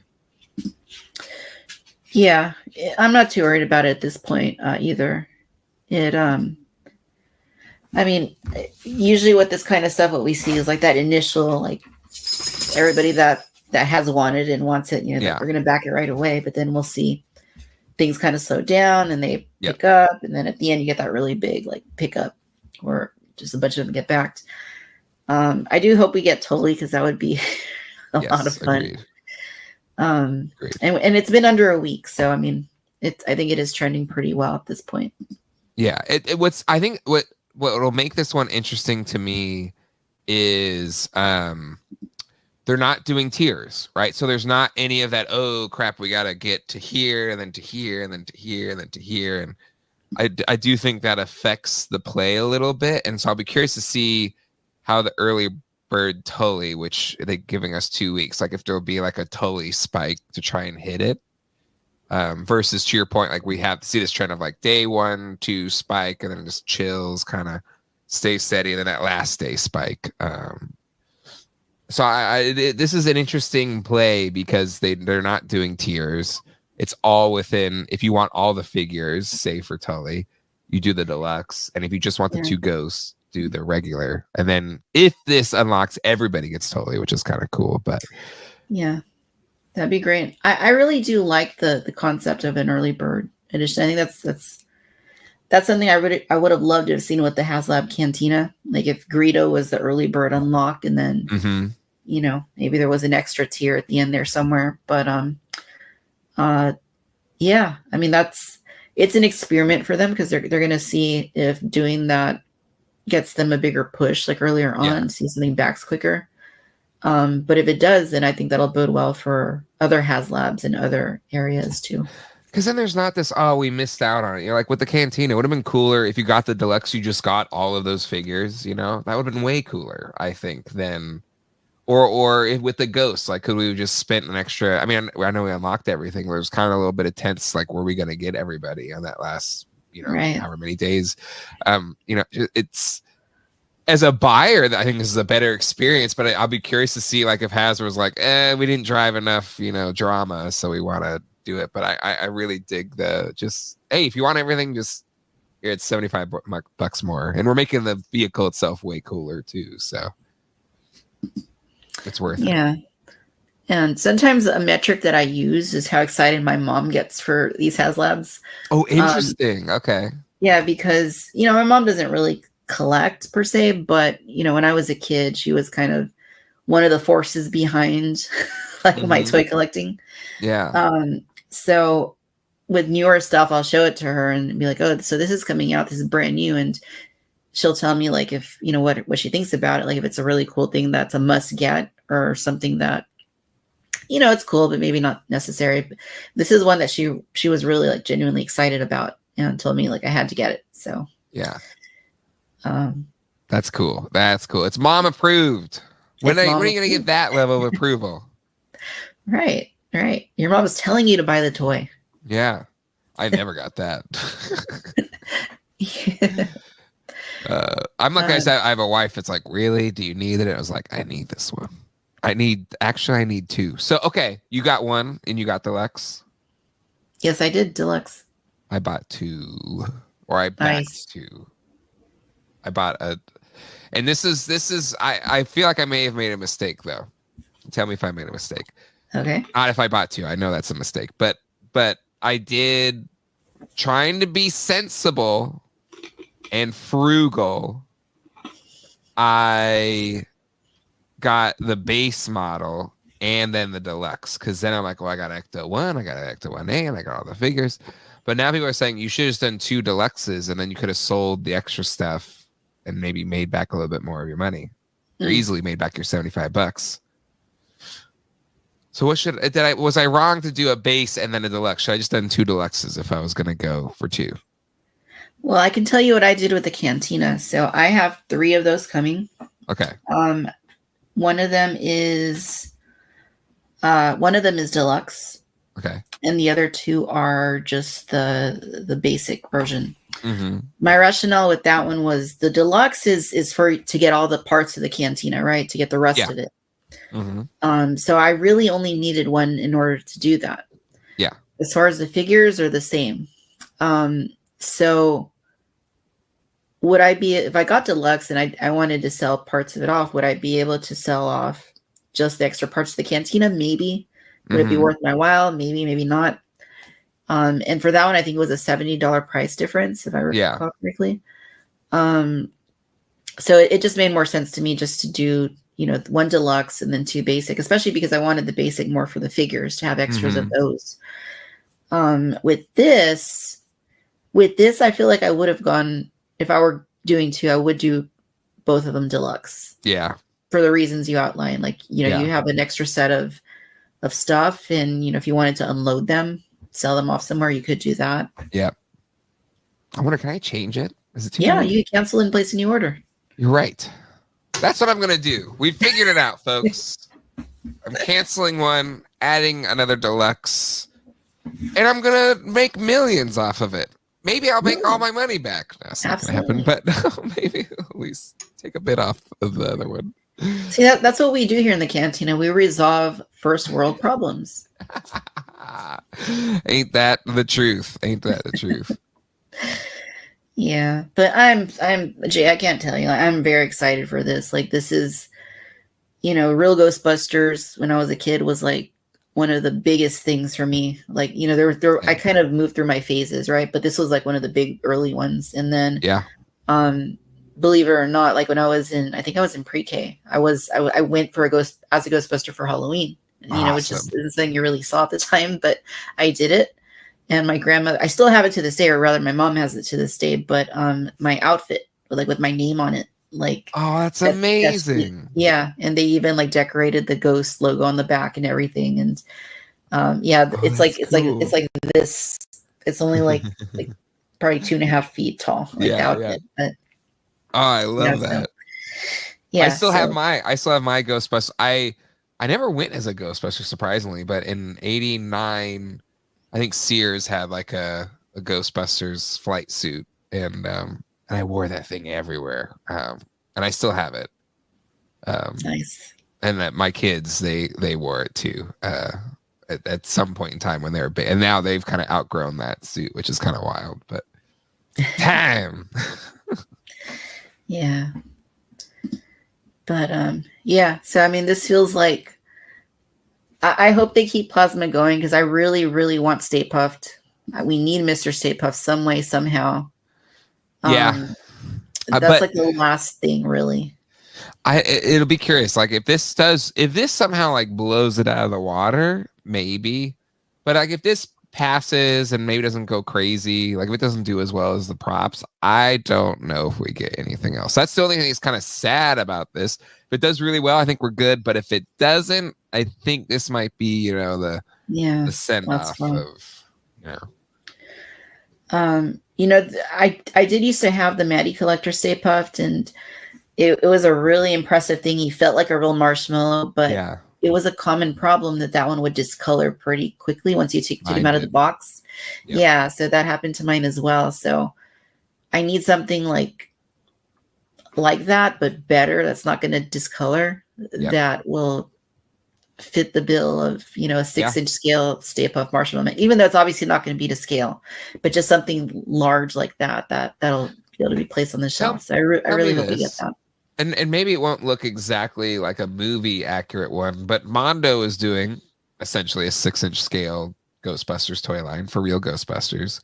Uh-huh. If like Hasbro doesn't take up that baton, what if Mondo does and they do, a big, 24-inch or whatever, like 6-inch scale relatively Stay Puffed? Like would that suffice, or would you want no, I want movie accurate Stay Puffed? Thankfully, he's pretty. The animated version is pretty close to the movie version. Mm-hmm. As long as it wasn't, we saw what the prices are on the 6-inch figures. So I mean, if it wasn't $1,000, I would say yes. Well, what they could probably do is just have the 12-inch scale figures for $250 or whatever. You probably just do that or something. Maybe. Yeah, I'd have to consider that. Yeah, that's a tough one. It is. I mean, I love the ones that I have. I think I have one of the coin banks. I think I forget. It was not the NECO one, but somebody else did. And maybe it was Diamond Select or no, I think it was General Giant that did it. I have that. I have the Diamond Select, like the real Ghostbusters, like line ones that they did. I have that. He's not very big. I've got this. This was a Comic-Con exclusive bank. This is my favorite because they did it. The Comic-Con exclusive was the angry face, and this is still my favorite. More recent. That's the one I'm thinking of. That's the one I have, but not the angry face version. I have the regular version. Like it's a piggy bank, and they made a big one of this too. But I love like that. Just it looks perfect for me. Of at least the angry face Stay Puft, but it's too small. Great. It's too small for 6-inch figures. He's too small. Yeah, and even like SH Figure Arts did one that's really nice. They did. But that's only like that big, right? It's small, yeah. So we need like a large one, and if the Mattel one never discolored, I'd be completely satisfied with it. Yeah. But same, like I opened it and it was yellow. I was like, so I sold it. I sold it immediately. Yeah, I did the same thing. It was white when I took it out of the box. And then a few months later, all it took was a few short months for it to start discoloring. And I was like really disappointed. So I mine was yellow out of the box, which was a bummer. Yeah, don't know what happened there. But yeah, come on, Hasbro, give us a Stay Puft after this, and I'll be content with this line. Like seriously, I will be. Anyway, exciting stuff. I think I'm gonna jump back to Star Wars really quickly because we missed something. I saw that we missed something. Yeah. So that's my fault. I missed the How Howler. dare you? I don't know what's wrong with me. I missed the Howler. But yeah, so we're getting the Howler, another creature in TVC, which is cool. I love my creatures. Mm-hmm. And the Howler is, I wouldn't say that I absolutely like loved these in Ahsoka. They were okay. Yeah. But to get one as a figure, like I'm definitely somebody that separates like content from a good toy, and like looks like it's gonna be a great toy. Mm-hmm. Yeah, they had this one out of the box too, and it looks great. It's a great set. Yeah, it's exciting. Plus, I love when they do the carded figure in the box too. Like, so I think you're getting the TVC Sabine Wren. Oh goodness, Yeah. I'm not even putting 2 fingers up. Reaction, so I did balloons, but yeah, so you're getting a carded figure too. So yeah, it's a cool set. The balloons never work for me. I don't know why. Like that stuff never works for me. I don't know what it is. You gotta turn on reactions in Do I not have it on your Mac? So if you there's a little camera on the top bar. If you click on that, there's like little options, and then you hit reactions. Turn them on. Oh. Okay. Well, I'll have to look at that. But yeah, you're right. Sabine comes on her own card. I'm gonna harp on this. Oh. I'm gonna harp on this for a minute. Okay. I love that this figure is coming with the soft goods, robe. She's coming back. I hate the deluxe card for this figure. Okay, I think that's fair. Yeah. The first reason is that she does not need a deluxe card. She doesn't come with that much. It's just not necessary. The second reason is that we have all the Ahsoka figures in the vintage collection. Like all the main ones have been, for the most part, have been made on a standard TVC card. The previous Sabine they did came in that deluxe box, right? So it's not a standard card, it's a deluxe box. Yeah. And now they're doing this one, and she's not going to fit with her friends on my wall because she's got the deluxe card. And I think I think it was reported that Steve Evans said that from now on, anything that comes, if it was a deluxe figure before and it's re-released, somehow it's going to be on a deluxe card, which I don't get the rationale behind that personally. Yeah, I'm that's the one. The card looks gorgeous. Like, I'm not saying it doesn't look amazing. It does. Just the image they use and all that looks great. But just the fact that we're not going to have an Ahsoka Sabine Wren on a standard TVC card is kind of frustrating for me. Agreed. Yeah, that's frustrating. Especially it's not a big figure. Like it's in a box anyway. It's in another box. So like why do this? Doesn't make any sense. Yeah, I don't know. Nobody's gonna see it unless you buy it, right? So it's just kind of, I don't know. Schrodinger's. I don't understand. But yeah, I mean, it's the same great figure from before, so I'm excited for that. And I'm excited for the soft goods. So that'll be nice. But most importantly, I'm excited for the Howler because the Howler just looks like a great figure. And if you watch the show, then you know that there were other characters that rode these. So who knows? You might need more than one. Agreed. And it looks great. It looked great in person. Yeah, it looks cool. Yeah, when we finally get TVC Balin and Shin. I know I saw my Target had the Black Series Shin. I was like, cool, but when TVC? I know. It's it's a little frustrating it's taken this long. And it's the same thing like we saw with the Skeleton Crew. Like Black Series is getting like a whole wave of them. And TVC just has the one, what do we name him? Jod Neff? Jod Neff, yeah, has the one Jod Neff figure. So it's hard to get excited in terms of like a toy line when a show is just getting like drips of figures. Or like Black Series, okay, instant collection, right? But TVC, it's like go back to older movies. Rogue One, we still don't have Bodhi Rook. We still don't have Baze Malbus. We still don't have Kira from Solo or Dryden Voss from Solo. We still don't have more than like a couple of Rise of Skywalker figures. Like there's just, it's just like so, I know I'm rehashing old arguments, but it is kind of frustrating as a TVC collector to have these just out like once every however long. Yep. No, agreed.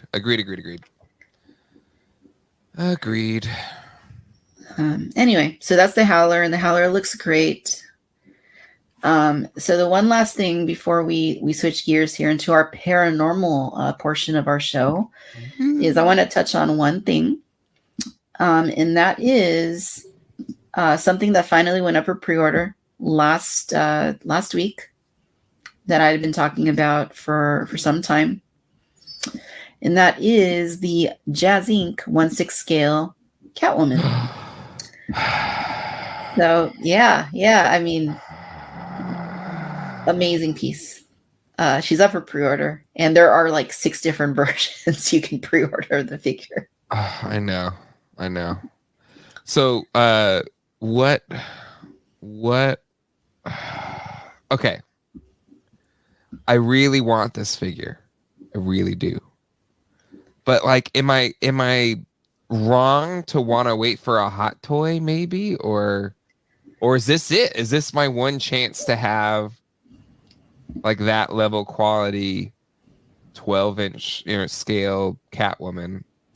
Like, so my reading of this, from what I've heard and what I've seen on other streams when they've had like Yost, who from Jazz Inc is his company, is he's kind of dropped hints that yes, Hot Toys is going to make one. Yep. And that is part of the reason that they did not allow Jazz Inc to sell their own figure in the US, in North America. It's not available in North America or Canada unless you go through a third party. Interesting. So there's also the subject of Hot Toys having to renew the DC license come, I think, August of next year. If you've noticed, Jay, they've been putting up a bunch of DC figures up for pre-order in recent months. Yes. You have stuff from all of these films, right? The Nolan trilogy, stuff from Batman Forever, stuff from Batman Returns, Batman 89, and they've even teased Batman and Robin figures. They have prototypes of those 2 main characters. So to me, it looks like Hot Toys maybe isn't 100% sure that they're going to retain this license after that time comes, or it hasn't been renegotiated at this point. Maybe it'll go solely to Jazz Inc. and then they'll have distribution in the US. I don't know exactly, but to your point, it does seem quite likely that yes, Hot Toys will be doing their own version within the next year or so. Yeah. But will it be better than this? No. Definitely not.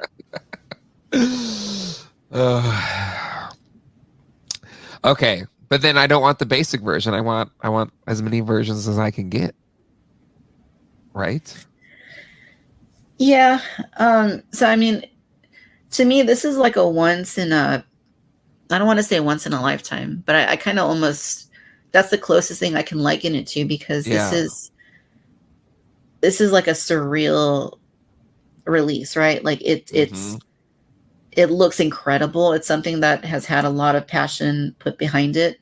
All the details are in place. There's been multiple artists working on it. Michelle Pfeiffer is personally on board with it. That's so cool. Yeah, and I mean, I guess you have options, right? So like if you wanted just the standard version right here, you could do that, just the clean regular version. They have the battle damage version as well from the end of the movie. Yep. You could do that. They also have deluxe versions of both of these for a little bit more money, which have multiple heads and some more accessories. There's a battle damage deluxe. And these prices, just by the way, these are what it would cost if they were for sale in North America, but they're not. So I got how mine. do we get it? What's the pathway? What do we got to take? So there's two websites that are offering it. There is 1/6 Kit. That's how I got mine pre-ordered. Okay. And then there is also Spec Fiction. From what I've gathered, 1/6 Kit is probably a better.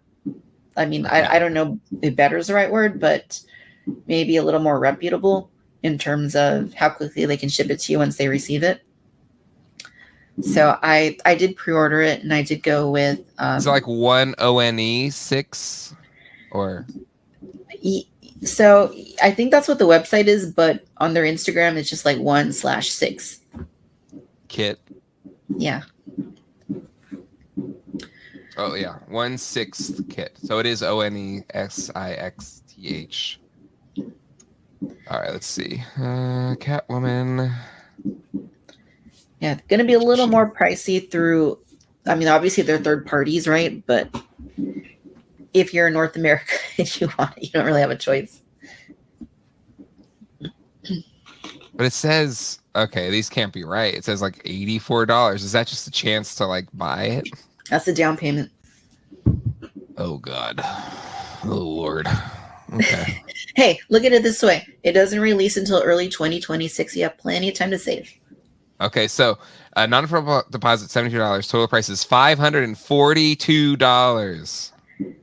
Yes, I think that's one of the deluxe versions, right? Yeah, that's the deluxe clean version. I don't want deluxe clean. I want deluxe dirty. Well, there's another option yet, Jay. If you really want both versions, no. There's the 2-pack that comes with everything you see in the other options, in addition to a hello there, or depending on how you have it lit up, hell here display base that'll fit perfectly inside of a DTOF. They knew what they were doing. They knew what they were doing, Jazz Inc. At least they gave us options. Yeah. Yeah. At least they gave us options to destroy our bank accounts. Yeah, so I mean, I'm going to confess, I did, like I was saying, this is something that doesn't come around all that often. And this is, for me, like I was saying earlier, an iconic film that just it's me right in the nostalgia. Same. I had to spring for the deluxe 2-pack. Like I had to. And like I said, I'll make sacrifices in other areas. I don't mind doing that, but this is something I just was not going to miss. Yeah. No, I get it. I get it. And I'm looking at the battle damage alt head, and it is a stunning portrait. The battle damage head. It looks. Yeah. No. Yeah. They both are. They both look. Yeah, like the angry one, and then just like just the kind of looking. Yeah, that face. This face is just like devastatingly, like just it's moving just from a sculpted portrait standpoint. But yeah, it's so good. Yeah, it's awesome. Anyway, so yes, I just wanted to update everybody that this is fine. Ooh, fireworks outside. That this is out for up for pre-order. It's not like a timed release. There's no rush. It's not They're like excited about this figure. They're lighting fireworks. Like, yeah, Catwoman. Yeah. It's we have a high school, and when the local football team wins, they launch fireworks. So sounds like they won tonight. Hey, good for that team. Good for them. Not good for me on my live stream, but hey, it's we'll not go that with bad. You're fine. Anyway, so I'm stoked for that. And I have it pre-ordered. And yeah, let me know, Jay, if you decide to take the plunge on Catwoman. So it's $70 or $80 now, and then I just got to pay $7 billion once it comes, or is it like their installment plans? Or That's something? exactly how it is. So you pay your down payment, and then when it comes into stock, which I think it says early 2026, then you would pay the balance. I mean, you only live once. Yeah. You only live once, and there's only one like Tim Burton Catwoman, right? So I mean, yeah, again, like iconic character. I not to be too crude or whatever, but it was like an awakening for me as young man growing up and seeing that character on the screen going into that movie like, oh, my tummy feels funny. It's an iconic performance. Yeah. This is, and I'm not kidding here. This is the most costly pre-order I've made on a single collectible like ever. But again, if you think about it, it's pushing $1,000 or whatever. For the deluxe, it is. It comes in like at $1,150, I think. Oh God! So that hurts. Like that's a vehicle. That's more than a Hot Toys vehicle. Yeah. Not deluxe, but the 2-pack with the base is what I. Yeah, 2-pack with the base. Yeah.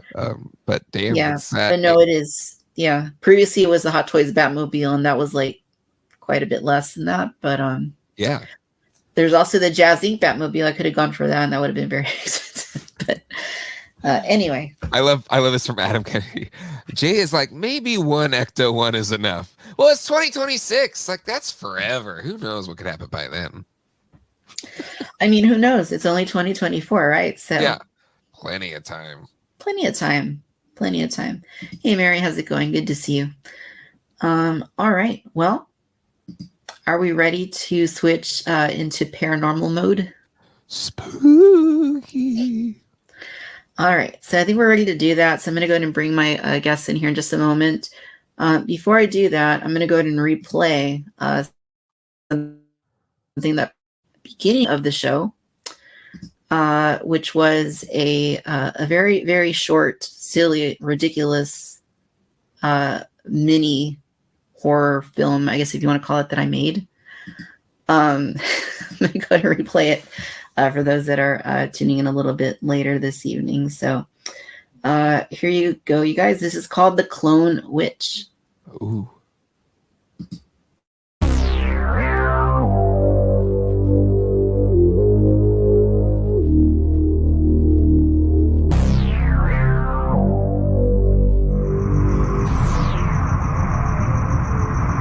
Standing proudly on the banks of the rivers of America, the Southern Plantation Manor offers a visually pleasing exterior, complete with manicured gardens and a graveyard concealed to its side. Of course, what's on the outside isn't what... Trick or treat. Hi. Okay. Bye. Of course, what's on the outside isn't what...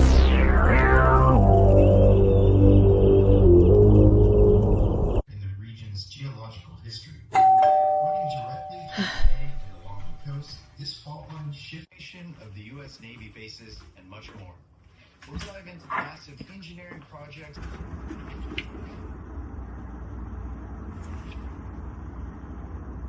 that reshape the landscape, like the creation of Shelter Island, Harbor Island, and modern day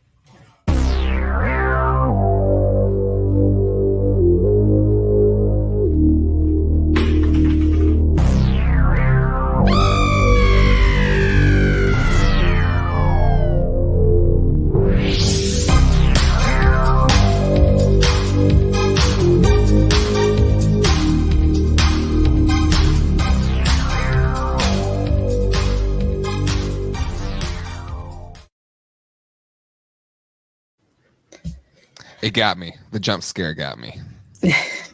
I mean, just another day in my life where I make something completely absurd like that. But hey, it's Halloween time. Why not? Were there who were the stand-ins for the trick-or-treating kids? I had a feeling you were going to ask that. Okay, the trick-or-treating kids. that was a clothes hanger with a blanket on it. I love it.